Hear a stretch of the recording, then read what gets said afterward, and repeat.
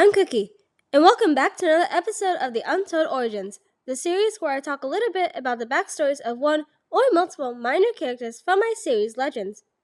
In today's episode, I'll be talking about Lava and Obsidian. Both born on the south side of the Evergreen Forest, Lava and Obsidian had very different upbringings.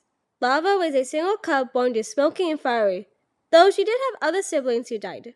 Fiery unfortunately gave birth too early, so her cubs, except Lava, didn't survive for very long. And she would have died too hadn't Smokey found a healer who could nurse her back to health. However, Lava still suffered from many health complications, and as a result, she was very sickly and needed constant care. In most situations, she probably would have been abandoned.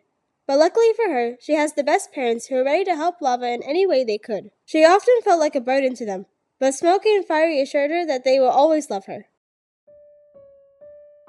I'm sorry. For what, dear? For being sick. Lava, that's not your fault. And no matter how healthy or unhealthy you are, we will always love you. Meanwhile, Obsidian, unlike Lava, had a very large family for a fire maid. He has a brother, Cole, two sisters, Bonfire and Ember, and his parents, Asher and Kindle. He develops a close relationship with his entire family, except for his mother. Kindle preferred to hunt or patrol the territory, leaving Asher to watch the cubs, which he didn't mind at all, and in fact was glad he was left with them. He was a much better caretaker, being super gentle with his cubs and knowing how to properly play with them. Obsidian was really close with his father and wanted to be just like him, which was a bit of a challenge since the two of them had a major difference between them. Asher had fairy magic, granted him wings and extra powers a normal fire maid would not have. Unfortunately, Obsidian and his siblings didn't inherit their father's magic, so none of them can fly. As a result, they would beg Asher to let them ride on his back and take them to the sky. Dad, can you take us out for a fly? Well, please. All right, hop on. As Obsidian grew older, he was able to spend more time with Kindle. Being the expert at hunting she is, she taught her cubs everything she knew. He was a natural hunter, picking up the skills super quickly. The same went for fight training. Despite lacking magic, he was able to keep up with his father, and even bested him when he got older. And thanks to his parents making sure that his skills don't make him big-headed, he was really humble and encouraging to his siblings. Obsidian had grown to be a fine fire maid, making him pretty well known amongst other fire maids, and even other species of enchanted animals. The same thing can't be said about Lava due to her parents. While Lava loved them, she hated being coddled by them. Now that she was growing older, she knew she had to learn how to hunt and take care of herself, but her parents were too afraid that something bad would happen to her. One night, Lava decided to sneak off and attempt to hunt on her own. Though she tried her best, she struggled and failed a lot. Still, she was determined and focused on hunting so much that she didn't notice that someone was watching her. Well, until she heard someone snickering. Lava then saw a toxic cheetah standing close by, amused by her poor hunting attempts. Why are you laughing?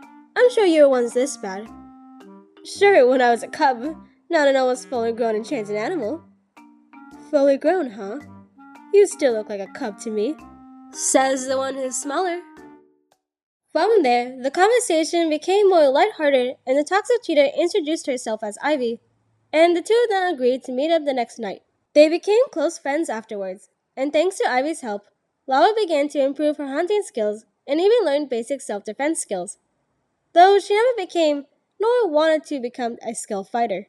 All was well until one night the two of them were hunting together when Lava chased a squirrel onto a road, which she had never seen before, and therefore was unaware of its danger. As if that wasn't enough, a car happened to be driving by.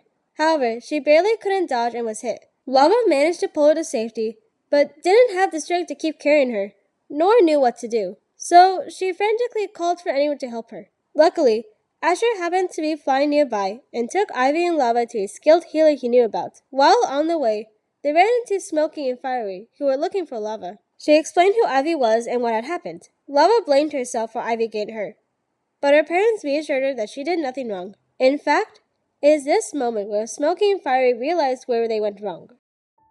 I'm sorry, dear, but I think this is our fault. Why, you didn't do anything. Exactly. We didn't help you learn to be independent. If we had taught you, then you would know the dangers of this world, and perhaps this could have been avoided. After that, Lava's parents taught her how to be more independent, allowing her to grow individually. Ivy thankfully survived her accident, though her leg had to be amputated. Lava made sure to visit every day. It was also during this time when she met Obsidian. Asher had told his family what had happened, and Obsidian wanted to check in on both Lava and Ivy. Over time, the two of them began to grow closer. Eventually, they developed feelings for each other, though neither of them dared to act upon them. Lava learned how skilled Obsidian was and was delighted to see that he was still humble and chivalrous. But it was also these traits that made her believe that she was not good enough for him. Obsidian, meanwhile, was more cautious around her. He had made quite a name for himself in the forest, and many other firemates had fallen for him. Though it didn't take long for him to figure out that they wanted status and a stable life, not love. So he rejected all of them. However, Lava was different, but he didn't want to get his hopes up. As a result, he waited until he couldn't hold his feelings in anymore and confessed. Lava, I've been meaning to tell you this, but I love you. You love me? I'm sure there are better firemaidens out there. No, there isn't. You are perfect just the way you are, and I love you for that. It wasn't long before the two of them became mates. They were very happy together, though one thing was missing: a family to raise together. Because of her health problems, Lava struggled with infertility, but she managed to defy the odds and have cubs. Unfortunately, all of them, except for one, shortly died after birth. Lava and Obsidian were devastated, but tried to focus their attention on the cub that did survive instead of the rest that died. This cub, named Scorch, inherited Asher's magic, which is the reason why she managed to survive. Though their family was small, Lava and Obsidian couldn't be happier.